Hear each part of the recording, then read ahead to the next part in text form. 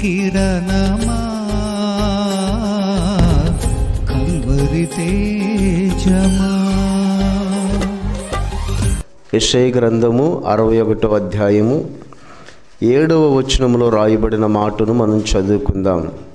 నీ అవమానమునకు ప్రతిగా నీ అవమానమునకు ప్రతిగా రెట్టింపు ఘనతనొందుదురు. రెట్టింపు ఘనతనొందుదురు. నిందకు ప్రతిగా నిందకు ప్రతిగా తాము పొందిన భాగమును అనుభవించి వారు సంతోషింతురు. వారు తమ దేశములో రెట్టింపు భాగమునకు కర్తలగుదురు. నిత్యానందము వారికి కలుగును. దేవునికి స్తోత్రములు కలుగునుగాక. దేవుడు ఒక పెద్ద రెఫరెన్స్ ద్వారా ఒక శ్రేష్టమైన ఉపదేశాన్ని రాయించిండు యెషయా దైవజనుడి ద్వారా. మీ అవమానమునకు ప్రతిగా రెట్టింపు ఘనత, నిందకు ప్రతిగా తాము పొందిన భాగమును అనుభవించి సంతోషభరితులవుతారు. మీరు ఏ దేశంలో ఉంటున్నారో ఆ దేశంలో రెట్టింపు భాగమునకు కర్తలగుతారు. నిత్యానందము వారికి కలుగుతుంది. సహజంగా లోకములో కలిగే ఒక గంట ఆనందమో, ఒక అరగంట ఆనందమో, లేకుంటే ఒకరోజు ఆనందమో, ఒక సంవత్సరం ఆనందమో కాదు, నిత్యానందాన్ని దేవుడిస్తాను అంటున్నాడు. ఈ వాగ్దానము మనందరి జీవితాల్లో నెరవేరునుగాక. నెరవేరినట్లు మనందరం జీవించుదుము గాక. దేవుని స్తోత్రాలు కలుగును గాక. ఇది కేవలం దేవుడు వాక్య రూపంలో రాసి మనల్ని బలపరచడానికి, ధైర్యపరచడానికైనా, లేదా కొందరి జీవితాల్లో ఇవి నెరవేరినయా అని మనము లేఖనాల వెలుగులో చూడాలి. ఎందుకంటే లోకములో ఉన్న వారు అనుభవించే నిందలకు, వారు అనుభవించే శ్రమలకు, ఇబ్బందులకు వారికి విమోచన దొరకదు. ఎందుకంటే వారికి రక్షకుడు లేడు, ఆదరించేవారు లేరు, వారికి ధైర్యము లేదు, విశ్వాసం లేదు, నిరీక్షణ లేదు. మన ధైర్యము, మన విశ్వాసము, మన నిరీక్షణ ప్రభువైన యేసుక్రీస్తుల వారు. ఆయన్ని బట్టే నేను ధైర్యంగా ఉంటా, ఆయన్ని బట్టే నాకు బాధలు వచ్చినా సంతోషిస్తా, ఆయన్ని బట్టే నేను ప్రతి విషయంలో నేను ధైర్యంగా ముందుకు అడుగులు వేస్తా. నా నిరీక్షణ యేసుక్రీస్తుల వారే, నా ఆధారము యేసుక్రీస్తుల వారే. అందుకనే నేను మనుషుల్ని నమ్మట్లేదు, కానీ యేసయ్యని నమ్ముచున్నా గనుక నాకు ఆయనే ఆధారం. ఇది ప్రతి ఒక్కరూ ఖచ్చితంగా తెలుసుకోవలసిన విషయం. పౌలు గారు అంటాడు ఇదే మాట, అపాయమునను కేవలము ఉపాయం లేని వారము కాము, కారణము మాకు దేవుడు తోడుగా ఉండి శ్రమల నుండి, బాధల నుండి, నిందల నుండి, బంధకాల నుంచి విడిపిస్తాడు, రక్షిస్తాడు. ఒకరోజు తిరిగి మేము సంతోషాన్ని, నిత్యానందాన్ని చూస్తాము. Wait and see. ఆ రోజు వరకు ఎదురు చూసే మనసు ముందు నీకు ఉండాలి. శ్రమల్లో పారిపోకుండా, కష్టాల్లో కృంగిపోకుండా, యేసయ్య నాకేం చేయలేదని ఆయన మీద నిందలు మోపకుండా, నీకు కలిగిన ఉపద్రవాలలో, నిందలలో, కష్టాలలో, కన్నీళ్లలో నీవు నిరీక్షణ కలిగి యేసు ప్రభుల వారి కొరకు ఎదురు చూస్తే నీకు మంచి జీవితాన్ని తీసుకొచ్చి పెడుతుంది. చాలామంది నిరీక్షణ లేనివారు, విశ్వాసం లేనివారు కష్టాలు వచ్చినప్పుడు వేరే నిర్ణయాలు తీసుకొని, కొందరైతే దేవుణ్ణి విడిచిపెట్టి, ఇంకొందరైతే ప్రాణాలే విడిచిపెట్టి దేవుని నుండి పొందుకునే శ్రేష్టమైన కృపను పోగొట్టుకుంటున్నారు. మనం అట్టి వారము కాదు. మనకు ఒక గురి ఉంది, ఒక నిరీక్షణ ఉంది, ఒక విశ్వాసం ఉంది, ఒక ఆధారం ఉంది. ఆయనే మనం ఆరాధించే ప్రభు అయిన యేసుక్రీస్తుల వారు. ప్రపంచము నమ్మిన దేవుడు, సర్వశక్తి కలిగిన దేవుడు, మాట్లాడే దేవుడు, చూసే దేవుడు, గ్రహించే దేవుడు. నీ ఆలోచనను, అంతరంగంలో ఉన్న ప్రతి ఆలోచనను ఎరిగిన దేవుడు. నువ్వు ఆయన దగ్గరికి వచ్చినావు. దేవుని స్తోత్రాలు కలుగునుగాక. అయితే ఒకటి, మన గుండెల నిండా ఆయన మీద నమ్మకము, విశ్వాసముంచి శ్రమలో కూడా, నిందలో కూడా, బాధలో కూడా భక్తిని విడవకుండా చాలు. దేవుని స్తోత్రాలు. నీ భక్తిని విడవకుండా, నీ యథార్థతను విడవకుండా, ఏ క్రమాలైతే నువ్వు పాటించడానికి స్థిర నిర్ణయం కలిగి ఉన్నావో దాన్ని విడవకుండా నడిస్తే చాలు. ఒక మాట చెప్పబడింది బైబిల్లో, క్రైస్తవుల పునాదులు 2 రకాలుగా ఉంటాయి అని. ఒక పునాది వచ్చి బండ మీద కట్టబడిన పునాది, రెండవ పునాది వచ్చి ఇసుక మీద కట్టబడిన పునాది. సహజంగా ఇల్లు కట్టిన ప్రతి ఒక్కరికి తెలుసు, కట్టించే వారికి తెలుసు, కట్టుచున్న వారికి తెలుసు ఎక్కడ పునాది శ్రేష్టంగా ఉంటుందో, స్టాండర్డ్గా ఉంటుందో. బండ మీద ఒక పునాది వేస్తే, అంటే రాళ్ళు కలిగిన సట్టు కలిగిన ప్లేసులో ఒక పునాది వేస్తే అది ఎన్ని తుఫానులు వచ్చినా కదిలించబడదు. అదే ఇసుక మీద నీవు త్రవ్వి, ఒక అడుగు 2 అడుగులు ఇసుకలో నువ్వు త్రవ్వి పునాది వేస్తే ఖచ్చితంగా నీళ్ళు వస్తాయి, ఇసుకను కొట్టేస్తాయి, పునాదిని పడేస్తాయి, ఇంటిని పడేస్తాయి. ఇది క్రైస్తవ జీవితానికి దేవుడు అన్వయించి చెప్తూ, క్రైస్తవులుగా మన పునాది ఎక్కడ ఉందో ఒక్కసారి మనం పరిశీలన చేసుకుంటే ఇంకా నీకు ఏది నీ మీదకు వచ్చినా నేను ఎంత మాత్రము కదిలించదు. ముందు నీ పునాది ఎక్కడుందో నువ్వు చూసుకోవాలి, గ్రహించాలి. ఎవరిబడి ప్రతి ఒక్కరము మన పునాదిని మనం ఒక్కసారి పరిశీలన చేసుకొని, నీ వేసుకున్న పునాది బండ లేక ఇసుక. బండ మీద పునాది అంటే దేవుని బిడ్డలారా వాక్యం మీద పునాది. బండ మీద పునాది అంటే ప్రార్థన మీద పునాది. బండ మీద పునాది అంటే విశ్వాసం మీద పునాది. బండ మీద పునాది అంటే ప్రార్థనకి రావడం కాదు.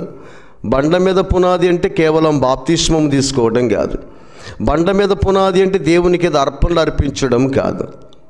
చాలామంది, చాలా సంఘాల్లో చాలామంది భక్తులు, విశ్వాసులు ఇలాగే ఉన్నారు. మేము సంఘ పెద్దలము, మా పునాది బండ మీద ఉంది. మేము దేవునికి చాలా చెల్లిస్తున్నాము, మా పునాది బండ మీద ఉంది. మేము చాలా కాలం నుంచి భక్తులము, మా పునాది బండ మీద ఉంది. ఇది బైబిల్ అంగీకరించదు. బండ మీద పునాది వేసుకున్న వారు ఒకటే గుర్తు, వారు నిరంతరం ప్రార్థన చేస్తారు, వారు నిరంతరం వాక్యం వింటారు, వాక్యం చదువుతారు, వారు దేవుని యందు విశ్వాసాన్ని విడిచిపెట్టరు. ఎన్ని పరిస్థితులు వచ్చినా, ఏ స్థితిలోనైనా సలించరు, కదలరు, దేవుని మీద నింద మోపరు, దేవుని సంఘాన్ని విడిచిపెట్టరు, అనుకున్న తీర్మానాన్ని వదిలిపెట్టరు. వారి పునాది ఎప్పటికీ కదలదు, అది స్థిరమైనది. గాలివానలు వస్తాయి, తుఫానులు వస్తాయి, కొట్టాలని చూస్తాయి, పడగొట్టాలని చూస్తాయి, పతనం చేయాలని చూస్తాయి, కూల్చాలని చూస్తాయి. కానీ బండ మీద కట్టబడిన వాడు ఎప్పటికీ పడిపోడు. చాలామంది లోకంలో కలుస్తున్నారు, వాళ్ళు లోకంలో కలిసినారు, వీళ్ళు లోకంలో కలిసినారు, దేవుని దగ్గరికి వచ్చిన వాళ్ళు లోకంలో కలుస్తున్నారు అంటే మీరు ఒకటే గుర్తుపెట్టుకోండి, ఆ వ్యక్తి ఇసుక మీద కట్టబడ్డాడు, ఆమె ఇసుక మీద కట్టబడ్డది. అటువంటి వాళ్ళు కూలిపోతారని దేవుడే చెప్తున్నాడు. కాబట్టి ఖచ్చితంగా దేవుడి దగ్గరికి వచ్చే వాళ్ళు అందరూ నిలబడరు, నెవర్. కాబట్టి ఎవరైతే బండ మీద పునాది వేసుకున్నారో, దైవజనుని మీద కాదు, చర్చి మీద కాదు, వ్యక్తిగతంగా దేవుణ్ణి ప్రార్థించే పునాది, వ్యక్తిగతంగా వాక్యం చదివే పునాది, వ్యక్తిగతంగా దేవుణ్ణి విశ్వసించే పునాది. ఏమో చూద్దాం, పాస్టర్కి చెప్దాం, ప్రార్థన చేస్తాడు, ఏమైనా మేలు కలిగిద్దేమో. కాదు, నేను ప్రార్థన చేస్తాను, ఆ దేవుడు నాకు చేస్తాడు. అది బండ మీద పునాది. ప్రార్థన చేయించుకుందాము కాదు, నేను కూడా ప్రార్థన చేస్తాను 1 గంట, బండ మీద పునాది. వాక్యము వింటున్నాను మాత్రమే కాదు, వాక్యం చదువుతాను, వీలుంటే ఇతరులకు ప్రకటిస్తాను, బండ మీద పునాది. ఎప్పుడు దేవుని ఆలోచన, దేవుని యందు విశ్వాసం, దేవుని యందు నిరీక్షణ. మీరుంటారు చూడండి, మిమ్మల్ని ఏది అంత మాత్రమేమీ చేయదు. వస్తాయి శ్రమలు, వస్తాయి కష్టాలు, వస్తాయి ఇబ్బందులు, వస్తాయి నిందలు ఎక్కువగా వస్తాయి దేవుని బిడ్డలకి. ఎందుకంటే మేము ప్రతిరోజు అనుభవిస్తూ ఉన్నాం కాబట్టి నిందలు ఎక్కువగా వస్తూ ఉంటాయి. వాటిని చూసి నువ్వు నవ్వుకోవాలి, నిజానికి బాధపడాలి, నిందకు నవ్వుకోవాలి. దేవుని స్తోత్రాలు కలుగును గాక. దేవుడు నింద వేయకూడదు మన మీద, మనుషులు ఎన్ని నిందలేసినా భయపడొద్దు. దేవుడు మాత్రం వేయకూడదు. ఆయన చేత ఎప్పుడు నింద వేయించుకోకండి. ఆయనగా నిందేస్తే ఇక మన జీవితము మొత్తం వ్యర్థమైపోయినట్లే. కాబట్టి బండ మీద కట్టబడిన పునాది కలిగిన వారు ఎవరైతే ఉంటారో, ఆత్మీయతలో స్థిరమైన నిర్ణయాలు కలిగి, ఎప్పుడు కూడా వెనుకడుగు వేయకుండా, తీసుకున్న నిర్ణయాలు విడిచిపెట్టకుండా, అనుకున్న మార్గములో తప్పటడుగులు వేయకుండా ఎవరైతే స్థిరముగా ఉంటారో, స్టాండర్డ్గా ఉంటారో, దేవుడు వారిని ఆశీర్వదిస్తాడు. దేవుడు వారికి తోడుగా ఉంటాడు. దేవుడు వారి కొరతలు తీరుస్తాడు. వారికి వచ్చే నిందెలు అవమానాలకు ఒకరోజు రెట్టింపు ఘనతనిస్తాడు. ఒక ఆయన బైబిల్ గ్రంథంలో బండ మీద పునాది వేసుకున్న ఆయన ఉన్నాడు. బైబిల్ గ్రంథంలో చాలాసార్లు మీరు విన్నారు ఆయన గురించి. ఈయన బండ మీద పునాది ఎలా వేసుకున్నాడు అంటే, ఈయన నిరీక్షణ, విశ్వాసం, గురి పైనున్న ఆయనే. ఈయన రాజులకు భయపడు, రాజ్యాలకు భయపడ్డు, సైన్యానికి భయపడ్డు, సింహాలకు భయపడ్డు, అగ్ని బలానికి భయపడ్డు, సామ్రాజ్యాలను వణికించిన వాడు. నేను అదే చెప్తున్నా, నీతిమంతుడు సింహం వలె ధైర్యముగా ఉంటాడు. ఎక్కడైతే ఎవరి హృదయములైతే పాపానికి చోటుందో, లోకాశలకు చోటుందో, నువ్వు దేనికో కాదు, ఇప్పుడు నేను చెప్పే వాక్యానికి కూడా భయపడతావు. నువ్వు అర్థమవుతుందా? కొంతమంది వాక్యం తగిలి బాధపడతారంటే, ఎందుకు బాధపడుతున్నావు నువ్వు? ప్రతి 66 పుస్తకాల్లోని ప్రతి రెఫరెన్స్ నీకు ఆనందాన్ని ఇచ్చేది కావాలి, కానీ దివారాత్రం యెహోవా ధర్మశాస్త్రమునందు ఆనందించు చదవమన్నాడు. 66 పుస్తకాల్లోని ప్రతి లేఖనమును, ప్రతి మాటను విని ఆనందించమంటుంటే నువ్వు ఎందుకు తలంచుకుంటున్నావు? ఎందుకు బాధపడుతున్నావు? అంటే నీకు ఇప్పుడు వాక్యం ఆనందం ఇవ్వడం లేదు కదా. ఈ వాక్యము కొంతమందికి జుంటి తేనె దారవలే లేదు, భయంకరమైన చేదులాగా మారింది. మీరు మార్చుకున్నారు. ఒకరోజు మీరు ఈ మాట దేవునితో చెప్పాలి. ఇప్పుడు ఏ వాక్యమని చెప్పించు ప్రభువా, నాకు తగలదు. Praise the Lord. I'm ready. 66 పుస్తకాల్లోని ప్రతి లేఖనంలోని ఏ మాట అయినా సరే, ఈరోజు నాకు ఆ మాట బాధ పెట్టదో, నొప్పించదో, ఎనీ టైం నేను రెడీ. 66 పుస్తకాలను ఏ వాక్యమైన మీ దాసుని చేత చెప్పించండి, నేను సంతోషంగా నవ్వుకుంటూ అంగీకరిస్తాను అన్న మనసు నీకు ఎప్పుడైతే వస్తుందో, నీవు సింహానివి. బైబిల్ ఉంటుంది, నీతిమంతుడు సింహం వలె ధైర్యంగా ఉంటాడు అని. ఆ భక్తుడెవరు మీకు ఎప్పటికీ తెలిసే ఉంటుంది. ఆయన పేరే దానియేలు. ఆయనకు ఒక 3 స్నేహితులు ఉన్నారు, యవనస్తులు. ఎక్కడ కూడా పాపాన్ని అంటకుండా. నేనే చెప్తున్నా, ఎవరు నిజమైన హీరో అంటే పాపం అంటకుండా బ్రతికేవారే. మీరు ఎప్పుడు గుర్తుపెట్టుకోండి. సినిమా వాళ్ళను పొరపాటును కూడా హీరో అనకండి. నాకు చాలా బాధ వేసే విషయం ఇదే. ఎందుకంటే ఏదైతే సమాజాన్ని పాడు చేస్తుందో, ఏదైతే సమాజాన్ని అశ్లీలంగా మారుస్తుందో, ఏదైతే పిల్లల భవిష్యత్తును బుగ్గి చేస్తుందో, దానికి విలువిచ్చి ప్రభుత్వాలు కూడా వాళ్ళకు విలువిచ్చి, దేవుని బిడ్డలారా, చాలా బాధాకరమైన విషయం. ఆర్ఆర్ మూర్తి గారు ఎప్పుడో చెప్పిండి ఈ మాట. అశ్లీలము నడి బజారులో గంతులు వేస్తుంది, దీనికి ప్రభుత్వాలు హారత పడుతున్నాయి అంటున్నాడు. నిజమే. ఏమి నేర్పిస్తున్నారు వారు మనకు పాఠాలు, మన పిల్లలకు మంచి బోధ. కాబట్టి ఎవరు నిజమైన హీరో, ఎవరు రియల్ హీరో? పాపమును జయించినవాడు, లోకమును జయించినవాడు, దేహమును జయించినవాడు, కామ క్రోధ మద మత్సర్యములను జయించి తన శరీరాన్ని పరిశుద్ధంగా కాపాడుకొని పవిత్రుడిగా పిలువబడ్డవాడు భూలోకములు, చెత్త భూలోకములు కాదు, సర్వశక్తి కలిగిన దేవుడి దగ్గర హీరో. దేవుని స్తోత్రాలు కలుగును గాక. వారి నక్షత్రాలు, వారి స్టార్స్. నాకు తెలిసి బైబిల్ గ్రంథంలో కొందరు హీరోలు ఉన్నారు. ఆ హీరోలో దానియేలు ఒక హీరో. తనకు 3 స్నేహితులు ఉన్నారు. ఈ 3 స్నేహితులు లోకం వైపు చూడరు. ఈ 3 స్నేహితులు ఏమి త్రాగుదామా, ఏమి తిందామా, ఎలా తిరుగుదామా, ఏ బజార్లు ఏమిటి మనం వెళదామా, ఏ సినిమా హాల్ ఏమిటి తిరుగుదామా, ఏ తిరణాల చుట్టూ తిరుగుదామా, ఎవరిని గేలి చేద్దామా, ఎవరిని బాధ పెడదామా, ఇటువంటి ఆలోచనలు ఈ పిల్లలకు ఉండవు. ఈ 4 కలిసి రాజు దగ్గర ఉద్యోగం చేస్తూ దేవునికి నమ్మకస్తులుగా ప్రార్థన చేసుకునేవారు. నమ్మకస్తులకు కూడా నిందలు వస్తాయా?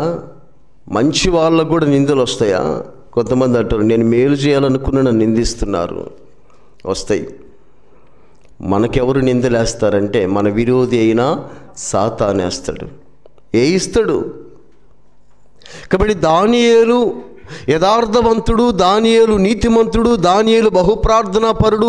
ఆయన పునాదిని బండ మీద కట్టుకున్నాడు.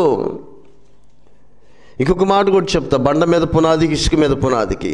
ఇసుక మీద పునాది కట్టుకున్న వారు ఎలా ఉంటారు అంటే కేవలము దేవుడి దగ్గర నుంచి ఏదైనా మేలును మాత్రమే ఆశించి మందిరానికి వస్తారు. దేవుడు మేలు చేస్తాడు, కాదనట్లేదు, ఆయన ఎప్పుడు నీకు మేలు చేస్తాడు. బండ మీద కట్టబడిన పునాది కలిగిన వారు ఎలా ఉంటారు అంటే దేవుడు ఏ మేలు చేయకపోయినా నాకు దేవుడు కావాలని వస్తారు. దేవుని స్తోత్రాలు. 3 అనాథ పిల్లలు దూర ప్రాంతం వెళుతున్న ఆయన్ని 2 ఇలా కోరుకున్నారట.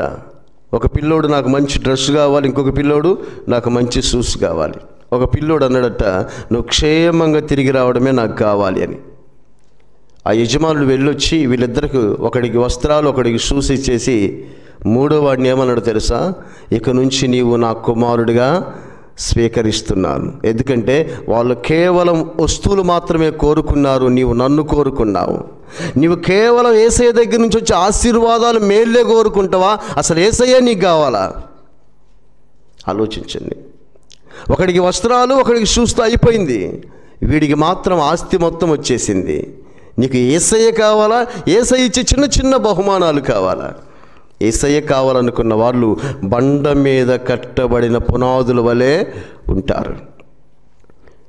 ఒకసారి ఈ దానియేలు యథార్థంగా, నమ్మకంగా తన పని తను చేసుకుంటూ దేవునికి ప్రార్థన చేసుకుంటూ, ఒకళ్ళతో నాకు అనవసరం, ఒకళ్ళ విషయాలు నాకు అనవసరం, ఎవరికి వెళ్ళిపోతే నాకు అనవసరం, వీలైతే 4 మంచి మాటలు చెప్తా వినే వాళ్ళకు, వినకపోతే నా పని నేను చేసుకుంటా అన్న పద్ధతి కలిగిన వాడే దానియేలు నడుచుకుంటున్నాడు. ఈ దానియేలు యొక్క బుద్ధి మెచ్చి, ఈయన యథార్థతను మెచ్చి, ఈయన మంచితనాన్ని మెచ్చి. ఎందుకంటే దేవుని నమ్ముకున్న వాళ్ళు ఎలా ఉంటుందో చెప్పండి? ఎక్కడున్నా దేవుని నమ్ముకున్న వాళ్ళు మోసాలు చేయరు, అక్రమాలు చేయరు, అన్యాయాలు చేయరు, పాపం చేయరు, అపవిత్రమైన ఆలోచనలు కలిగి ఉండరు. కాబట్టి ఎవరైనా వీళ్ళని మెచ్చుకుంటారు, దగ్గరికి తీసుకుంటారు. అందుకని దానియేలు యొక్క బుద్ధి శ్రేష్టమైనదని రాజు ఏం చేస్తారంటే ఆ దేశములో అందరికంటే గొప్ప స్థానంలో ఈయన ఉంచుతాడు. ఎప్పుడైతే రాజు ఒక బానిసను తీసుకొని ఆ దేశంలో ఉన్న వారికంటే కూడా గొప్ప స్థానంలో ఉంచినాడో ఎక్కడ లేని వ్యసనం కలిగింది.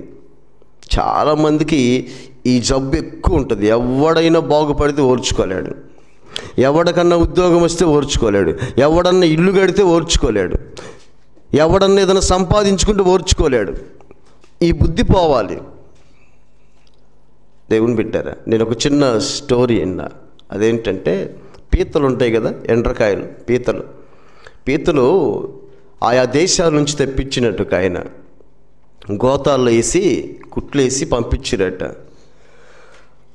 మన భారతదేశానికి ఉన్న భారతదేశీయులు పంపించిన గోతం ఏదైతుందో, భారతదేశపు గోతము,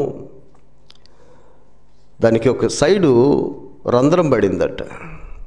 ఆ పీతల వ్యాపారి లబోదీపం అని వరే అన్ని గోతాలు బాగున్నాయి కానీ ఇండియా గోతం రంధ్రం పడింది, పీతలన్నీ పోయి ఉంటే నాకు బాగా లాస్ వస్తుంది అని టెన్షన్ పడి ఆ గోతం దగ్గరికి వెళ్ళి చూస్తే ఒక్క పీత కూడా బాగలేదట, అన్ని గోతంలో ఉన్నాయట.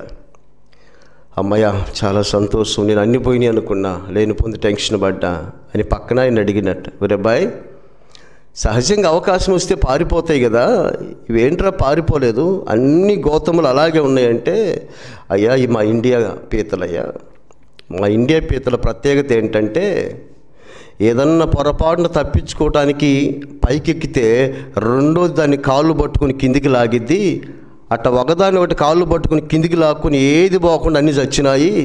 ఎంకరేజింగ్ ఉండదు మనకి. ఎవడన్నా బాగుపడతాడంటే సనుగుళ్ళు, గొనుగుళ్ళు, శాపనార్థాలు.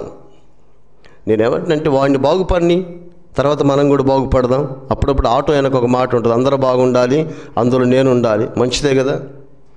నేను ఒక్కరిని బాగుండాలి, అందరూ నాశనం అయిపోవాలనుకున్నాం అనుకోండి, సెరపుకరా చెడేవు అంటాడు దేవుడు. దానియేలు గారు ఎందుకు హెచ్చించబడ్డాడు, దానియేలు గారు ఎందుకు ఉన్నత స్థానంలో ఉన్నాడన్నది గ్రహించక దానియేలు మీద నిందలు మోపుతారు కొంతమంది. ఏమని నిందలు మోపుతారో చూద్దామా? ఒకసారి మీ యొక్క బైబిల్ తెరచి దానియేలు గ్రంథం 6వ అధ్యాయం 4వ వచనము. అందుక ప్రధానులు అధిపతులను రాజ్యపాలన విషయము దానియేలు మీద ఏదైనా ఒక నింద మోపవలనని ఉండి తగిన హేతువు కనిపెట్టుచుండిరి గాని దానియేలు నమ్మకస్తుడై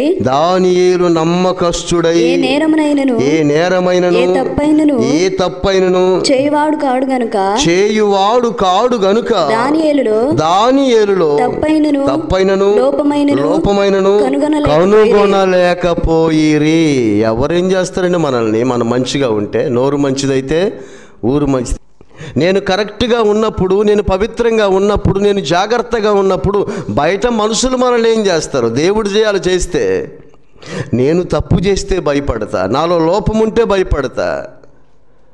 అంతేనా కదా? మీరందరూ ఈ మాట తీసుకోవాలి. బైబిల్ రాయబడింది, దానియేలు మీద ఏ విధముగానైనా నింద మోపి, నిజం కాదు, నిజం వేరు నింద వేరు.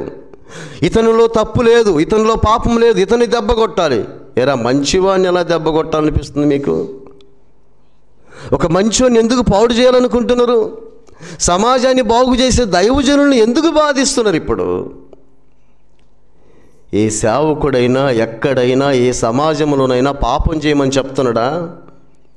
జీవితాలు బాగు చేసి నశించిపోయే వాళ్ళని బాగు చేసి, రోగాల కొరకు ప్రార్థన చేసి, వాళ్ళు ఉపవాసాలుండి మిమ్మల్ని బాగు చేయడానికి, మీ జీవితాలు బాగు చేయడానికి దైవజనులు అహర్నిశలు శ్రమ పడుతుంటే ఎందుకు వాళ్ళ మీద నిందలు? ఎంత బాధాకరమైన విషయం. ఏం చేసినాడు దానియేలు ఉండబట్టి కదా ఆ దేశంలో మాంత్రికులు, కల్దీలు, గారడి విద్య గలవారు బ్రతికింది. ఆ రోజు దానియేలు రాజుకొచ్చిన కళ చెప్పకపోతే అందరూ చనిపోయేవారు కదా. అటువంటి ఒక మంచి వ్యక్తి మీద ఎందుకు నిందలు వేస్తున్నారు? ఎందుకు అతన్ని చంపాలని కుట్ర చేస్తున్నారు? భయపడకు, నీ మీద కూడా అవి వస్తాయి. నువ్వు మంచోడివే, నువ్వు చేసే పని మంచిదే. చెడ్డ పని చేసి నిందలు తెచ్చుకోవద్దు, కానీ మంచి పని చేసి నిందలు తెచ్చుకుందాం. దేవుని స్తోత్రాలు కలుగును గాక. ఏదొక నింద మోపాలని వెతుకుతున్నారట రోజు. రే దానియేలుని కనిపెట్టరా, ఆడెక్కడ తాగుతాడేమో చూడు, దానియేలుని కనిపెట్టు, ఏదైనా పొరపాటు చేస్తాడేమో చూడు అని కనిపెడతా ఉన్నారట. నేను ఒక మాట చెప్పనా, ఇప్పుడు ప్రార్థనకు వస్తున్నారు కదా మీరు, మిమ్మల్ని తెగ కనిపెడతారు జనాలు. ఎందుకంటే ఓహో పరిశుద్ధులట, యేసయ్య దగ్గరికి పోతారట, ప్రార్థనకు పోతారట, చూద్దాం వీళ్ళు ఎంతకాలం భక్తులో, వీళ్ళ భక్తి అంటే తెలిసిపోద్ది, 4 రోజులు తెలిసిపోద్దిలే, ఈయన ఎలాగే ఉంటాడా, ఈమె ఎలాగే ఉంటుందా అని నిన్ను చిక్కించుకోవడానికి చాలామంది ఎదురు చూస్తూ ఉంటారు. జాగ్రత్త, లోకములో మీరు మెలకువగలిగి ఉండండి. దానియేలు చుట్టూ తిరుగుతూ ఉన్నాడు, ఎక్కడ నేరం దొరుకుద్దా, ఎక్కడ దోషం దొరికిద్దా అని. ఏం దొరకలా. అయితే వీళ్ళు ఏం చేస్తారంటే, ఇట్లా కదరా దానియేలు మనకి ఇలా దొరకడు, కానీ ఒక పని చేద్దాం, దానియేలు ఒక విషయంలో మాత్రం దొరుకుతాడు మనకి, తమ దేవుని విషయంలో తప్ప ఇంకెక్కడ దానియేలు దొరకడు. అదేంటంటే దానియేలుకు ఒక అలవాటు ఉంది, ప్రాణం పోయినా ప్రార్థన మానుకోడు. రోజుకి ఎన్నిసార్లు? 3 సార్లు. మీరు చాలాసార్లు విన్నారు, 3 times. మనం 3 సార్లు తింటాము, ఆయన 3 సార్లు ప్రార్థన చేస్తాడు. ప్రాణము పోయినా ప్రార్థన ఆపడం. మనం ఎన్నిసార్లు ఆపి ఉంటాం? ఎన్నిసార్లు వాగ్దానం ఇచ్చుంటాం దేవుడికి? ఎన్ని సమయాలు మార్చుంటాం కదా? ఎన్నిసార్లు మన ప్రార్థన జీవితం ఆగిపోయింది? నువ్వు దానియేలులాగా ఉండాలని దేవుడు కోరుకుంటున్నాడు. నువ్వు దానియేలులాగా ప్రార్థన చేయాలని దేవుడు కోరుకుంటున్నాడు. ఆయన వంటి పవర్ నీకు ఇవ్వాలనుకుంటున్నాడు దేవుడు. ఎందుకు నువ్వు అలా ఉండవు? ఎందుకు మనం అలా ఉండకూడదు? Praise the lord. అందుకనే దానియేలు ప్రార్థన చేసే విషయంలో తప్పితే ఇంకెక్కడ దొరకడు అని చెప్పి ఒక ప్లాన్ చేసి వీళ్ళందరూ ఏం చేస్తారంటే, రాజు దగ్గరికి వెళ్ళి మూకుమ్మడికి వెళ్ళి, రాజా ఒక శాస్త్రాన్ని తీసుకురావాలి మనము. అదేంటంటే, కొన్ని దినాలు నీకు తప్పితే ఎవడు కానీ దేశంలో ఏ దేవునికి ప్రార్థన చేయకూడదు. ఇది శాసనం. దొరుకుతాడు ఇప్పుడు దానియేలు? దేవుడు కావాలా, ప్రాణం కావాలా? ఇప్పుడు ఒక సిక్కులో పడబోతున్నాడు దానియేలు, మన స్టోరీలో హీరో. ఏంటి ఆ సిక్కు అంటే, ఈయన ప్రార్థన మానుకోడు, రోజుకు 3 సార్లు తప్పక ప్రార్థన చేస్తాడు, ప్రాణం పోయినా మానుకోడు. ఈ సంగతి శత్రువులు తెలిసింది. కొంతమంది తిన్నెమిటి నిద్రపోకపోతే బ్రతుకు బట్ట కట్టదు, అది వాళ్ళ వీక్నెస్ కదా. 24 గంటలు ఫోన్ చూడకపోతే బ్రతకలేదు, అది వీక్నెస్. సీరియల్ చూడకపోతే బ్రతకలేదు, అది ఆ వీక్నెస్. మనిషికి ఒక వీక్నెస్, జాగ్రత్త. ఆ వీక్నెస్లో మనకు వద్దు. కానీ రాజుకి మాట చెప్తే రాజుకు తెలియదు. దానియేలు అంటే బలిష్టం రాజుకి. ఈ విషయమంతా తెలియక చూడండి, కొంతమంది మిమ్మల్ని మోసం చేస్తారు. లేనిపోని మాటలు మీకు చెప్పి, ఇతరుల మీద చెప్పి మంచి వాళ్ళని చెడు అయ్యేటట్టు చేస్తారు. మీరు చాలా జాగ్రత్తగా ఉండాలి. ఆ దానియేలు సంగతి రాజుకు తెలియకుండా చేస్తారు. వాళ్ళు ప్లాను చేసేసి శాసనం మీద సంతకం పెట్టిస్తారు. ఇక చూడండి, ఈయన మాత్రము ఆ శాసనము రాయబడిందని తెలిసినా, రాజు దగ్గర నుంచి ఉత్తర్వులు వచ్చినాయని తెలిసినా, బైబిల్లో రాయబడింది దానియేలట ముమ్మారు దేవునికి ప్రార్థన చేస్తానే ఉన్నాడట. దేనికి భయపడాలి మనం? పాపానికి భయపడాలి కానీ మంచికి ఎప్పుడు భయపడవద్దు. దేవుని స్తోత్రాలు కలుగును గాక. ఆయన ముమ్మారు ప్రార్థన చేస్తూనే ఉన్నాడట. ఎప్పుడెప్పుడని ఉన్నారు కదా మనోళ్ళు, రెడీగా ఉన్నారు కదా. రాజు దగ్గరికి వెళ్తారు. రాజా, మీకు ఒక సంగతి చెప్పనా? ఇట్లాంటి కబుర్లు మాత్రం స్పీడ్గా చెబుతాం మనం, సావు కబుర్లు. మంచి చెప్పము, సువార్త చెప్పము. ఈరోజు ప్రార్థన ఉంది, వస్తారా? ఆల్ నైట్ ఉంది, వస్తారా? ప్రార్థన చేసుకుందాం, వస్తారా దేవుని మందిరానికి? ఈ శుభవార్తలు చెప్పరు. అలా వాళ్ళు ఇట్లాంటి తెలిసినా, వీళ్ళిద్దరు తెలిసినా, పలానా ఆయన అట్లాంటి తెలిసినా, ఈ పాడైపోయే శుభవార్తలు ఎంత స్పీడ్గా అంటే చెప్పకపోతే వీళ్ళకి నోరు ఊరుకోదు, వినకపోతే వాళ్ళకి చెవులు ఊరుకోవు. ఇక చూడండి, హడావుడిగా వెళ్ళేసి రాజుకు చెప్తారు, రాజా, మీ దేశంలో ఒకడు మీ మాట మీరినాడు. మీకు తప్పితే ఎవరికి ప్రార్థన చేయకూడదు కదా, మీ దగ్గర తప్పితే ఎక్కడ వేడుకోకూడదు కదా, ఒకడు మీరినాడు. ఎవరు వాడు? ఎవరో చెప్పనా? దానియేలు. రాజుకు చెమట్లు పట్టిపోయినాయి. అసలే దానియేలు అంటే ఇష్టము, దానియేలు దేవుడు అంటే భయము. ఇక రాజుకి ఏం చేయాలో అర్థం కాలేదు. తప్పని పరిస్థితుల్లో దానియేలుని శిక్షించాల్సి వచ్చింది. ఆ శిక్ష ఏంటంటే, ఆ సింహాలట బైబిల్లో రాయబడ్డది, ఎవరైనా మనిషిని వేస్తే కింద పడకుండా ఎముకలతో సహా కొరుక్కొని తింటే ఇటువంటి భయంకరమైన సింహాల బోన్లో పడేయాలి. ఇంకా రాజుకు చూడండి, రాజుకి అన్నం తినలేదు, నీళ్లు త్రాగలేదు, నిద్రపోలేదు. ఆయన బాధ కాదు, అనవసరంగా నేరారోపణ చేస్తున్నారు, దానియేలుని చిక్కించున్నారు, సింహాల బోన్లో పడేయటానికి రెడీ అయిపోయినారు. తీసుకెళ్ళి సింహాల బోన్లో పడేసినారు. శత్రువులు సంతోషంగా నవ్వుకున్నారు. రాజు మాత్రం, ఆ దేశానికి రాజు మాత్రము అన్నము నీళ్ళు లేకుండా బాధపడుతున్నాడు. రాత్రి నిద్ర కూడా పోలేదట ఆయన. ఉదయాన్నే చీకటితో లేచి రాజు సింహాల గుహ దగ్గరికి వచ్చి ఇలా పిలుస్తున్నాడు. చూడండి, ఆయన నమ్మకం ఏంటో. దానియేలుకి ఏం కాదని నమ్మకం ఆయనకి. ఆయనకు తెలుసు సింహాల బోన్లో వేస్తే ఎవడో బతకడని రాజుకి. కానీ ఆయనకు ఒక నమ్మకం ఉంది. ఏంటి? దానియేలు ఆరాధించే దేవుడు తప్పకుండా దానియేలుని బ్రతికిస్తాడు అని రాజుకు నమ్మకం ఉంది. వచ్చి అంటాడు, జీవము గల దేవుని సేవకుడు అయిన దానియేలు, నీ దేవుడు నిన్ను రక్షించనా అని సెవి పెట్టి అంటున్నాడు.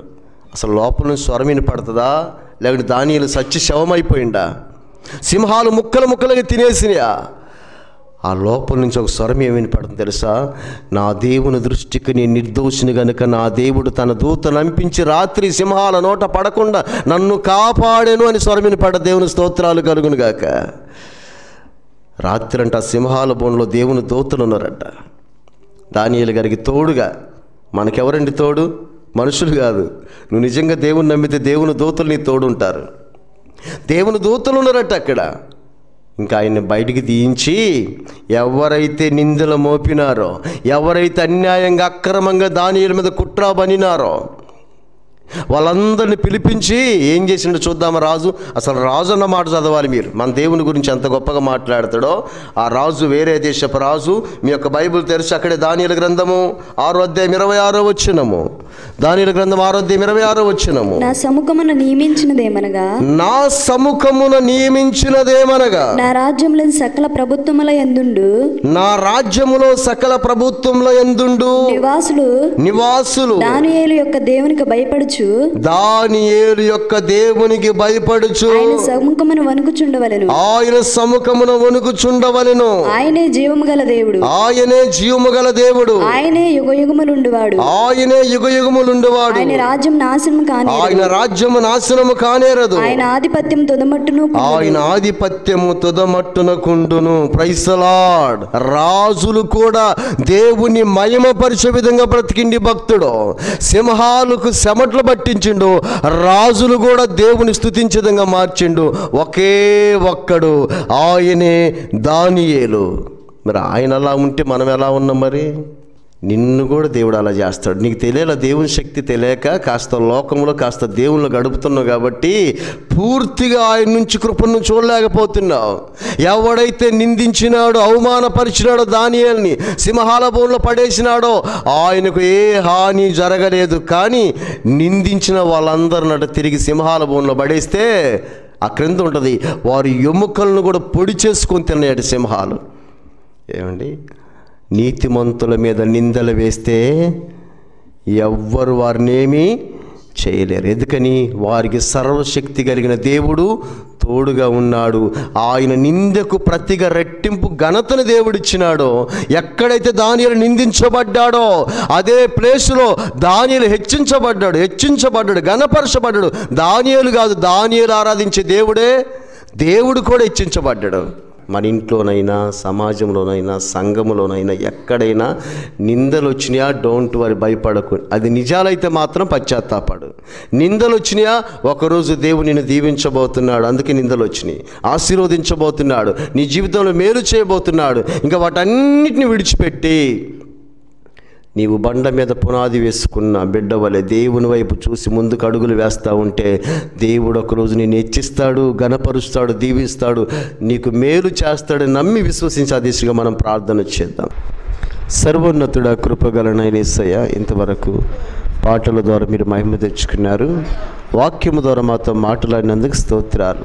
మీ నిందకు ప్రతిగా రెట్టింపు ఘనతను మీకు ఇస్తానంటున్నారు. ఎక్కడైతే నిందించబడుతున్నామో, ఎక్కడైతే అవమానపరచబడుతున్నామో, ఏ విషయములైతే మా మీద నిందన మోపుచున్నారో ఆ విషయాలు మిమ్మల్ని హెచ్చిస్తాను, ఘనపరుస్తానన్నందుకు స్తోత్రాలు, స్తోత్రాలు, స్తోత్రాలు. మాకు కలిగే నిందలు, ఆపదలు, అపాయాలు తండ్రి అయ్యా మాకు ఘనతనిస్తాయని, మీకు మహిమనిస్తాయని మేము తెలుసుకున్నాము తండ్రి. మీ కృపాక్షేమము, కాపుదల, కనికరము అయ్యా మాకు అనుగ్రహించి సహాయము చేయండి. ఈ మాటలు ఎందరు బిడ్డలు ఉన్నారో వారందరిని తను దీవించి ఆశీర్వదించండి. ఈ మాటలు విన్న వారందరి జీవితాల్లో మేలు దయచేయండి. మీ కృపా సమాధానాలు మెండుగా దయచేయండి. నిందలు తొలగించండి, అవమానాలు తొలగించండి అయ్యా. దీవెన ఆశీర్వాదములు మెండుగా దయచేయండి. రోగులుగా ఉంటే స్వస్థపరచండి అయ్యా, బలహీనులుగా ఉంటే బలపరచండి అయ్యా. ఏదన్నా అలవాట్లు చిక్కుకుంటే విడుదల దయచేయండి అయ్యా. అయ్యా ప్రతి ఒక్క బిడ్డకు మేలు చేయండి ప్రభా. ఆర్థిక ఇబ్బందులు తొలగించండి ప్రభా, అప్పులు తొలగించండి ప్రభా, గర్భఫలములు అనుగ్రహించండి ప్రభా.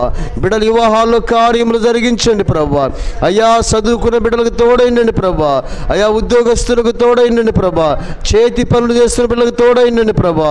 చిన్నలు, యవ్వనులు, పెద్దలు, వృద్ధులు ప్రతి బిడ్డకు మీ కృపాక్షేమము, మీ కాపుదల, కనికరము దయచేయండి. స్తోత్రాలు తండ్రి. మీ దయా వాత్సల్యం, దీవెన, ఆశీర్వాదం, మీ కృపాక్షేమం మెండుగా బిడ్డలకు దయచేసి మహిమ, ఘనత, ప్రభావములు పొందుకుని కృప చూపమని యేసయ్య నామములో అడిగి వేడుకొనుచున్నాము తండ్రి. ఆమేన్. నీ వాక్యము యేసయ్య